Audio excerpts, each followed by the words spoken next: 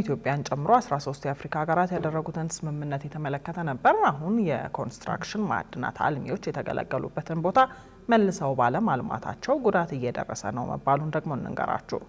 በአዲስ አበባ ከተማ ያሉ የኮንስትራክሽን ማዕድናት አልሚዎች የተገለገሉበትን ቦታ መልሰው ባለማልማታቸውና እንደተቆፋፈሩ በመተዋቸው በህብረተሰቡ ላይ እስከ ሕይወት ማጣት የሚደርስ ጉዳት እያስከተለ መሆኑን የከተማዋ አካባቢ ጥበቃ ባለስልጣን አስታውቋል።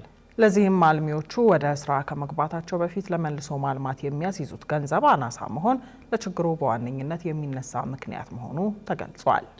ባለስልጣኑ ይህንን ችግር ለማስቀረት ያለመ ምክክር መድረክ ከሚመለከታቸው አካላት ጋር አካሂዷል። መድረኩን ሪፖርተራችን ዳግማዊት ደረጀ ተከታትለዋለች።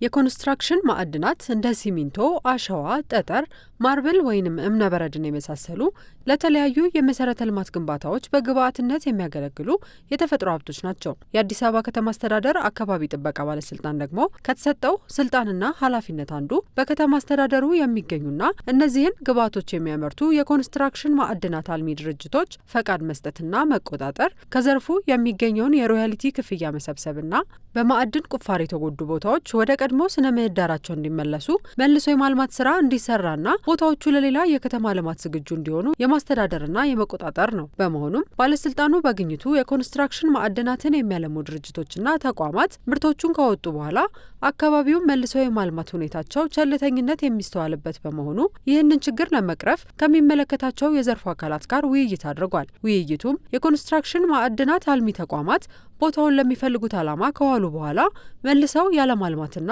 ቆፍሮ የመተው ሁኔታ መኖሩ በሰዎች ላይ እስከ ሕይወት ማጣትና አካል ጉዳት እንዲሁም ለእንስሳት ሞት ምክንያት መሆኑንም የከተማዋ አካባቢ ጥበቃ ባለስልጣን ዋና ዳይሬክተር እሸቱ ለማ ገልጸዋል።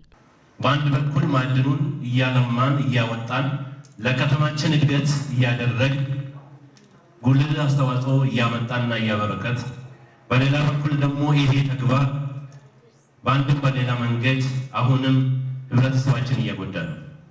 አንደኛውና ዋናው እነዚህ ቦታዎች የአደጋ መንስኤ እየሆኑ ነው። ተቆፍረው መልሶ የማናለማቸው ከሆነ መልሰን የማናስተካክላቸው ከሆነ ለተለያዩ አደጋዎች እያጋለጡ ነው። በከተማዋ ከመቶ የሚበልጡ አልሚዎች መኖራቸውን የነገሩን በባለስልጣኑ የስርዓተ ምህዳርና ብዝሃ ህይወት አያያዝ ዳይሬክቶሬት ዳይሬክተር የሆኑት ቴዎድሮስ ይታገሱ የመልሶ ማልማት ስራው ላይ የሚሳተፉ ቢሆንም በዛው ልክ ትኩረት የማያደርጉ አካላት መኖራቸውንም ነግረውናል። ለዚህም እንደ ዋነኛ ችግር የሚነሳው አልሚዎች ወደ ስራ ከመግባታቸው በፊት ለመልሶ ማልማት የሚያስይዙት የገንዘብ መጠን አነስተኛ መሆኑ ነው ብለውናል ዳይሬክተሩ። 3-4 ሄክታር ኦፍ ላንድ ኤክስካቬሽን የሰራ አንድ አልሚ ከ200-300 ሺህ ብር በላይ የማያስይዝበት ነባራዊ ሁኔታ ነው የነበረው። በ300 ሺህ ብር የአልሚ ጥሎት ቢሄድ በዚህ ብር እዚህ ግባ የሚባል ስራ መስራት ናውዳይስ አይቻልም። ትልቁ ችግር ሆኖ የቆየው እሱ ነው።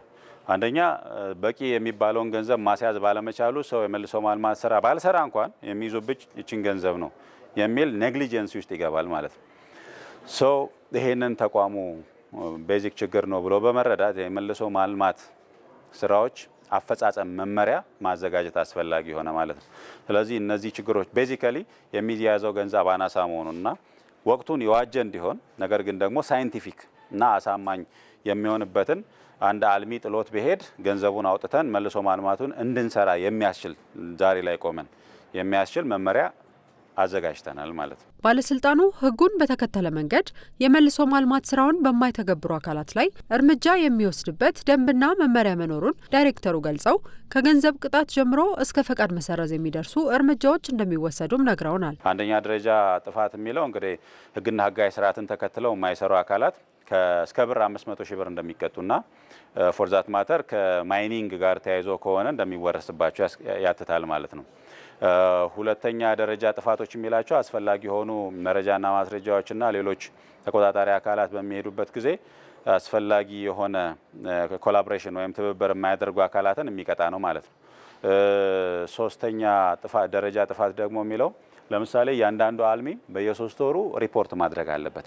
ስራውን ለመስራት እንቅፋት የሆኑ ጉዳዮች ካሉ ተቋሙን ማሳወቅ አለበት ማለት ነው አይደለ? የሚያሳውቀው ችግር ሁሉ ታማኒነት አለው ማለት ላይሆን ይችላል። ስለዚህ ባለስልጣን መስሪያ ቤቱ በተለያየ ኤክስፒዲየንት ሪሌቢሊቲያቸውን በማረጋገጥ ሀሰተኛ ሆኖ ያገኛቸው ላይ ይሄን ቅጣት ይጥላል ማለት ነው። ነገር ግን ከእርምጃው በፊት የመልሶ ማልማት ስራው ላይ ትኩረት በማድረግ ህብረተሰቡ ላይም ሆነ አካባቢው ላይ የሚደርሰውን ጉዳት ለማስቀረት አልሚዎች ሊተጉ እንደሚገባ ባለስልጣኑ ጥሪ አቅርቧል።